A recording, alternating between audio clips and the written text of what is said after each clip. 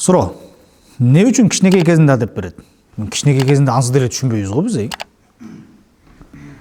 Түшүнбөйсүң да, ак десе кара дейсиң, кара десе жашыл дейсиң, түшүнбөйбүз. Кичинекей кезибизде адеп берет. Чоңоюп мындай чоң эрезеге жетип, 15-16, 20га чыккан кезде мына үйлөнүшүм керек деген учурларда неге адеп бербейт?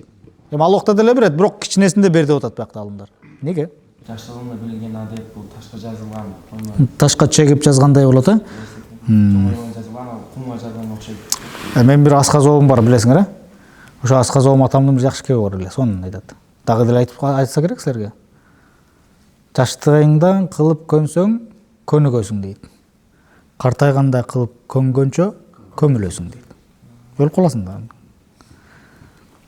Бул не деген сыр экен? Жаштайынан адеп бергенин себеби, мисал үчүн бир көчөттү отургуздуң, ошол көчөт момда ийилип, мондай ийилип өсүшүн кааласаң, чырпык кезинен аны кайрай баштайсың да. Бура баштайсың, акырынан ошентип монтип буралып, сен каалаган эмеге көрүнүшкө келет. Эми 20га чыгып калган, үйлөнөт элем деп калган учурда ага эми оң кол менен же үнүңдү көтөрбө, бул ак, бул кара десең кечирип кой дебейби ал. Курсагым ачты, мен жей берем ушундай эле дебейби, туура? Кабыл кылбайт да. Чоң теректи келем ийилдеп монтип эме кылсак эмне кылат ал чоң терек бизди? Карсы этип сынат. Же таптакыр эле ие албай коебуз да биз, туурабы? Аны ийебиз деп биз өзү терекке асылып калышыбыз да мүмкүн. Ошого демек жаштайынан кылып көнсөң, көнүгөсүң, картайганда кылып көнгөнчө көмүлөсүң экен. Ошол себептен ата-энеси жаштайынан эле окулак берет экен, туугандар. Пайгамбар алейхиссаламдан мындай бир керемет хадис бар экен. Имам Тирмизинин китебинде хадис топтомунда келет экен. Ма нахала валидун валада нихлатан афдала мин адабин хасанин юфидуху ия. Ау жахлин қабихин якфихи анху ва ямнауху минху. Ата-эне жакшы кулк мүнөздү, адеп акылакты үйрөткөндөн артык нерсе бере албайт балага дейт. Бизде азыркы заманда ата-энелер баласы төрөлүп төрөлөк же төрөлгөндөн баштап эгерде бир аз колунда орусо дароо банктан счет ачып коет. Баламдын келечеги үчүн деп, инвестиция деп. Же бир аз таң басып баштагандан баштап уна алат, шайтан араб алып коет, оюнчук алат, китептерин алат, бүт нерсени же таам салат, же өзүнө бир бөлмө эме кылат. Баланын өзүнүн бөлмөсү кылат. Ар бир баласыга өзүнчө бөлмө даярдайт, бирок бир нерсени унутуп калышат. Адеп акылак берүүнү унутуп калат. Арабтарда бир жакшы кеп бар. Бинаул абна ахамму минал бинаи лахум дейт.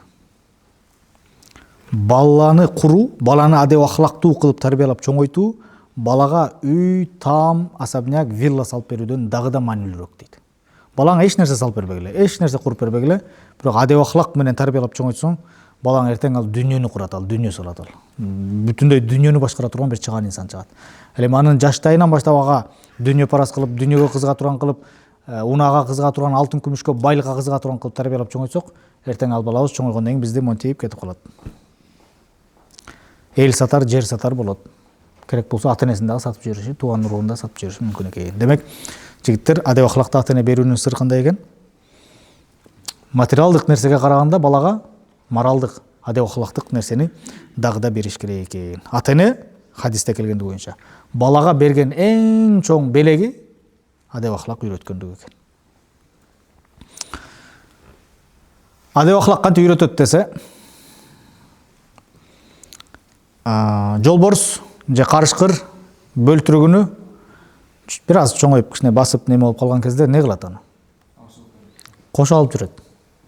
Каяка барбасын кошо алып жүрөт. Арстан да эмесин алып жүрөт. Не кылат ага? Ошо аңчылыкты үйрөтөт.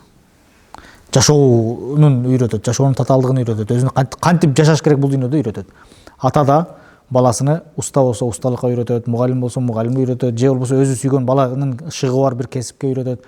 Кыскасы бош калтырбайт. Эгерде бош калтыра турган болсо эле, анын адеби эмне болуп калат? Адеби шайтан адеп болуп калышы, нафс адеп болуп калышы мүмкүн экен. Данышмандардан бирөө мындай дейт. Бадиру бит-та'дибил атфал qabla tarakумул ашгал. Балдарыңарды адеп акылак бергенге шашылгыла дейт. Жаштайынан ушу төрөлүп төрөлөктөн алдың эле да, төрөлдү дейли мейли. ошол бир аз сени таанып калгандан баштап эле мейли андан да алдың болсун, кыскасы балалуу болгондон тартап балдарды, ымыркайларды, жеткинчектерди адеп ахлак берүүгө өтө катуу шашылгыла дейт. Бүт нерсеңерди таштагыла, адеп ахлак бергиле дейт.